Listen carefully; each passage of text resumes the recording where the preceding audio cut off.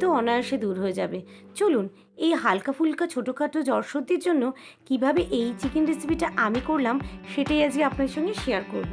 খুব অল্প মশলা এবং খুব অল্প তেল দিয়ে আর শুধুমাত্র গোলমরিচের গুঁড়ো দিয়ে আজকে রেসিপিটা করব, যেটা নাকি হবে অনেক হেলদি। আর ছোটোখাটো সর্দি জ্বরের জন্য এটা হবে মক্ষম ওষুধ। এই রেসিপিটা খেলেই কিন্তু সর্দি বা জ্বর অনেকটা কিন্তু বেটার ফিল করবেন। আর গোলমরিচের ঝালটা কিন্তু আমাদের শরীরের জন্য বেশ ভালো।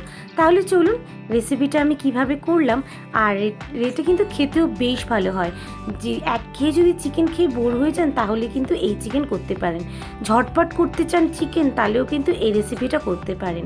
যারা একা থাকেন, মেসে থাকেন বা পড়াশোনার জন্য মা বাবাকে ছেড়ে থাকতে হয়, ঝটপট চিকেন রেসিপি হিসেবে এই রেসিপিটাও করতে পারেন। এটা যেমন হেলদি তেমনি বেশ টেস্টি। তাহলে চলুন কিভাবে এই রেসিপিটা আমি করলাম আজকে আপনার সঙ্গে শেয়ার করি। দেখতে থাকুন। টোটাল ডিটেলস আমি স্ক্রিনের ওপরে দিয়ে দিয়েছি, আপনারা একটু দেখে নিন।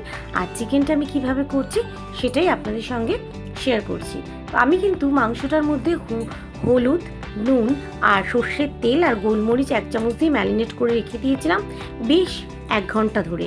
তারপরে এবারে পেঁয়াজ, আদা, রসুন দিয়ে মাংসটাকে কিন্তু কষাবো। প্রথমে হালকা করে আদা রসুনের কাঁচা গন্ধ চলে যাওয়ার পর দিয়ে দিলাম ম্যারিনেট করে রাখা মশলাটা। এবারে কিন্তু এটাকে কষানোর পালা। বেশ কিছুক্ষণ সময় ধরে কিন্তু এটাকে কষাতে হবে। আর কষাতে কষাতেই টমেটো কিন্তু আর দেখতেই পাওয়া যাবে না যে এতে টমেটো দেওয়া হয়েছিল। টমেটোটা আমি মিক্সড করে দিইনি, টমেটোটা আমি গোটাই দিয়ে দিয়েছি।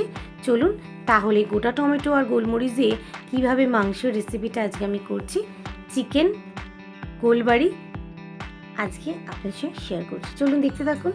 আশা করছি রেসিপিটা আপনাদের খুব ভালো লাগবে। আর গোলমরিচে দিয়ে কিভাবে চিকেন আপনারা ঘরে করবেন সহজেই, সেটা আমি আজকে আপনাদের সঙ্গে শেয়ার করছি। দেখতে থাকুন রেসিপিটা।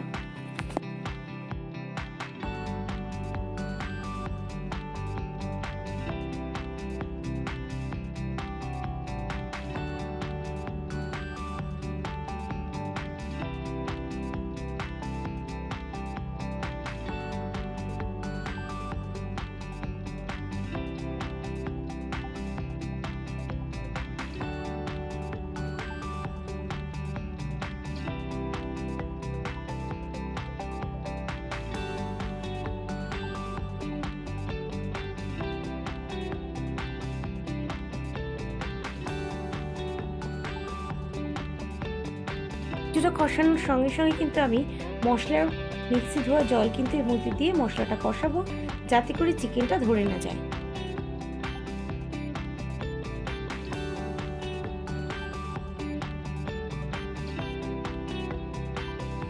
কিছুটা পরিমাণ দিয়ে দিলাম কিছুটা পরিমাণ গরম মশলা, আরও দিয়ে দিলাম কিছুটা পরিমাণ গোলমরিচ। আমি গোলমরিচটা কিন্তু বারে বারে ইউজ করেছি। আর গরম মশলাটা দিয়ে এখন কষাবো, আবার রান্নার শেষেও কিন্তু গরম মশলা দেবো। আর দিয়ে দেবো একটুখানি মিট মশলা বা চিকেন মশলা। এটাই কিন্তু একটা সুন্দর ফ্লেভার দেয় আর চিকেনে কিন্তু ফ্লেভারটা খুব সুন্দর লাগে। আপনারাও কিন্তু চিকেন মশলা দিতে পারেন, এতে কিন্তু টেস্ট খুব সুন্দর আসে আর ফ্লেভারও খুব ভালো লাগে। তো আমি একটু চিকেন মশলা এতে অ্যাড করি।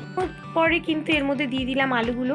চিকেনটা কিন্তু 60% এখানে হয়ে গেছে। এরপরে আলুগুলো দিয়ে কিন্তু আমি নাড়াচাড়া করব। এইভাবে কিন্তু আপনারাও চিকেন ঘরে বানিয়ে নিতে পারেন খুবই সহজ পদ্ধতিতে।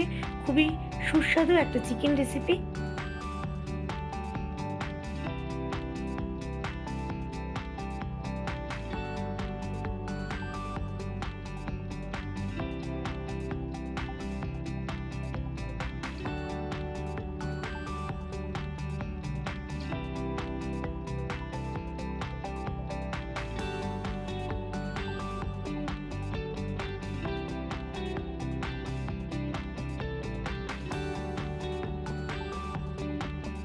এটা প্রায় হয়ে এসেছে। তারপরে কিন্তু আমি পরিমাণ মতো নুন অ্যাড করলাম, কারণ চিকেন ম্যারিনেটের সময় নুন দিয়েছিলাম। আর চিকেনটা একেবারে প্রায় হয়ে এসেছে, না 85% হয়ে এসেছে। তারপরে দিয়ে দিলাম আবারও একটুখানি নুন, আবারও এটাকে কষাবো। আর দেখুন চিকেনে কিন্তু তেল আমি খুব কম পরিমাণ দিয়েছি। এত কম তেল দিয়ে একটা এত টেস্টি চিকেন ঘরে আপনারাও ট্রাই করবেন। আশা করছি রেসিপিটা আপনাদের ভালো লাগবে। আর এই রেসিপিটা কিন্তু খুব হেলদি একটা রেসিপি আর টেস্টিও বটে। চলুন সকালের ভাত বা রাতের রুটি দিয়ে তো কথাই নেই, অনায়াসে এই রেসিপি আপনারা বাড়িতে ট্রাই করতে পারেন।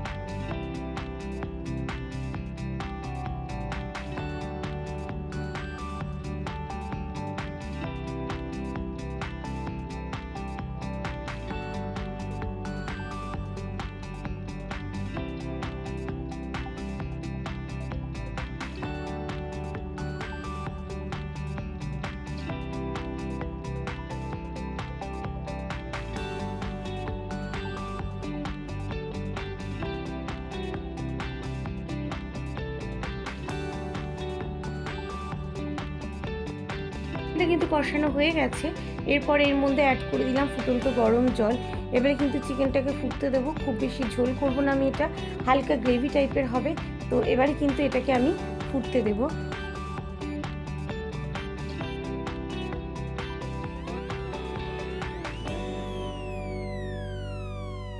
যেহেতু আলুগুলো যেহেতু ভাজা ছিল যথেষ্ট লাল করে, তো এটা মাংসে জল দিতেই কিন্তু সেদ্ধ হয়ে গেছে। চিকেনটা আরও একটুখানি সেদ্ধ হবে।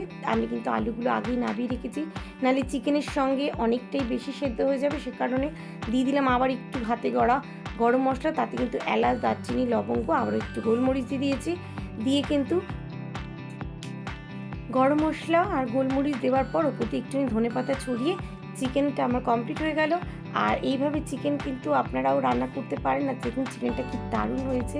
কেমন লাগলো রেসিপিটা অবশ্যই জানাবেন। রেসিপিটা ভালো লাগলে একটা লাইক, শেয়ার এবং নতুন বন্ধুরা সাবস্ক্রাইব করে দেবেন। আজকের মতো এতটাই। দেখা হচ্ছে নতুন আবারও একটা ভিডিও নিয়ে। সুস্থ থাকবেন, ভালো থাকবেন আর চ্যানেলটিকে সাবস্ক্রাইব করে আমার পাশে থাকবেন।